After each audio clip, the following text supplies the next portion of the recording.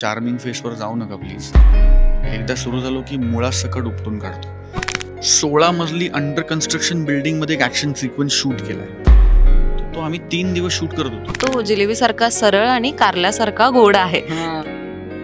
म्हणजे मला खूप जास्त बोलायचं अजून, पण अनफॉर्च्युनेटली थ्रिलर असल्यामुळे मी याच्यापेक्षा जास्त बोलू शकत नाही. मंडळी, नवीन वर्ष आले आणि नवीन वर्षात गोडधोड सुरुवात तर तुम्ही केला आहातच, पण एक जिलबी नावाचा मराठी चित्रपट येतोय ज्याचं नाव गोड वाटते पण यामध्ये गोड सुद्धा असणार आहे. म्हणून आज मी खास या चित्रपटातील मुख्य अभिनेते आपल्याला इकडे दिसत आहेत. स्वप्नील सर, खूप खूप स्वागत आहे तुमचं माय महानगर मानिनीमध्ये. नमस्कार, happy new year. Happy new year तुम्हाला सुद्धा सर.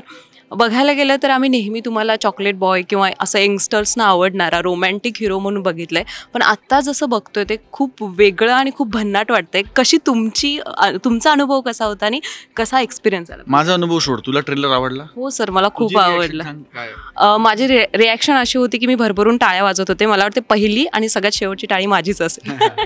सो खूप मजा आली.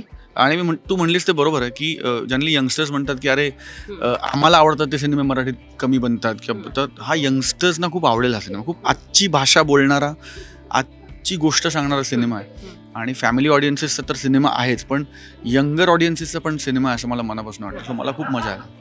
प्रसाद सर पण तुमच्या सोबत आहेत. कसा होता अनुभव दोघांचा? एक्सलंट. प्रसाद बरोबर काम करण्याचं स्वप्न होतं माझं गेली अनेक वर्ष. त्यालाही माझ्याबरोबर काम करायचं होतं, मला त्याच्याबरोबर काम करायचं होतं. ते स्वप्न जिलबीच्या निमित्ताने पूर्ण झालं. आता बघायला गेलं तर सर, म्हणजे बऱ्याचदा असं म्हणतात तो जिलेबी सारखा सरळ आणि कारल्यासारखा गोड आहे. तर तसा एखादा तुमचा अनुभव आहे का तुमच्या लाईफ मधला, किंवा अशी व्यक्तीही चालेल? नाही, मला असं वाटतं की हा जो इन्स्पेक्टर विजय करमरकर जो आहे, ही ऑफिसर ऑन स्पेशल ड्युटी, तो एक्झॅक्टली तसा आहे. म्हणजे चित्रपटात त्याचा डायलॉग पण आहे की माझ्या चार्मिंग फेसवर जाऊ नका प्लीज. एकदा सुरू झालो की मुळासकट उपटून काढतो.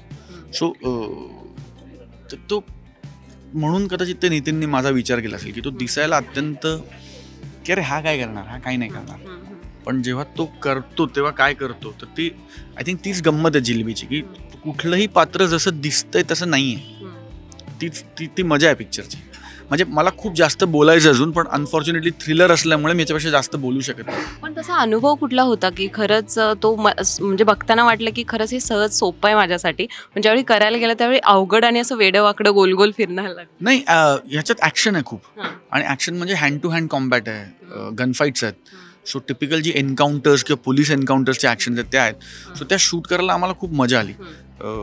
वाटलं होतं की अरे खूप मजा येईल, पण ते जितकं मजा आनंद देणार आहे तितकंच ते चॅलेंजिंग आहे. आम्ही एका 16 मजली अंडर कन्स्ट्रक्शन बिल्डिंगमध्ये एक ॲक्शन सिक्वेन्स शूट केलाय. तो आम्ही 3 दिवस शूट करत होतो. ज्या बिल्डिंगला लिफ्ट नव्हती, अंडर कन्स्ट्रक्शन होती, आणि अख्खं युनिट तो सिक्वेन्स शूट करत करत करत करत वरती जायचं. धूळ, माती, सिमेंट, लोखंडाच्या सळ्या बाहेर आल्यात.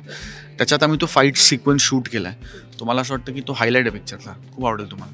निश्चितच आम्ही ट्रेलर सुद्धा प्रेक्षक पाहिलेला आहे. खूप भन्नाट आहे. शिवानी सुद्धा दिसते, अगदी म्हणजे ती बॉक्सिंग करताना दिसते. शिवानी सोबत तुमचा अनुभव कसा होता? खूप मस्त. आय थिंक ची खूप गुणी अभिनेत्री आहे, फोकस्ड अभिनेत्री आहे, खूप चांगली मैत्रीण आहे. तिने खूप भारी काम केलं जिलबीमध्ये. तिचं पण परत तेच, तिच्या रोलबद्दल मी खूप बोलू शकणार नाही, कारण कोणाच्याही रोलबद्दल काहीही बोललं तर गोष्ट कळेल तुम्हाला, आणि ती अनफॉर्च्युनेटली थ्रिलर्सच्या इंटरव्ह्यूचा हा प्रॉब्लेम होतो असं मला वाटतं, की तुम्हाला मनापासून खूप विचारायचं असतं, आम्हालाही मनापासून खूप सांगायचं असतं, पण आम्ही 2-2 ओळीत सगळी उत्तर देतो, कारण थ्रिलरबद्दल तुम्ही फार सांगूच शकत नाही. ती बघण्याची आणि अनुभवण्याची गोष्ट आहे.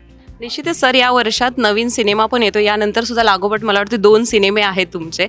इन्स्टावॉलला आम्ही बघितलेला आहे. पण सर, नवीन वर्षात तुमचा काही नवीन संकल्प आहे का? नाही, माझा नवीन वर्षातला संकल्प हा आहे की मागच्या वर्षी दिला त्यापेक्षा जास्त आनंद लोकांना देण्याचा प्रयत्न करणार आहे. मागच्या वर्षी गेलं त्यापेक्षा वेगळं काम करण्याचा प्रयत्न करणार आहे. आणि मागच्या वर्षी निर्मात्यांना कमवून दिला त्यापेक्षा जास्त नफा कमवून देण्याचा प्रयत्न करणार आहे. निश्चितच सर, प्रेक्षकांना शेवटी चित्रपटाबद्दल काय सांगा? 17 जानेवारीपासून तुमच्या जवळच्या चित्रपटगृहात जिलबी नक्की बघा.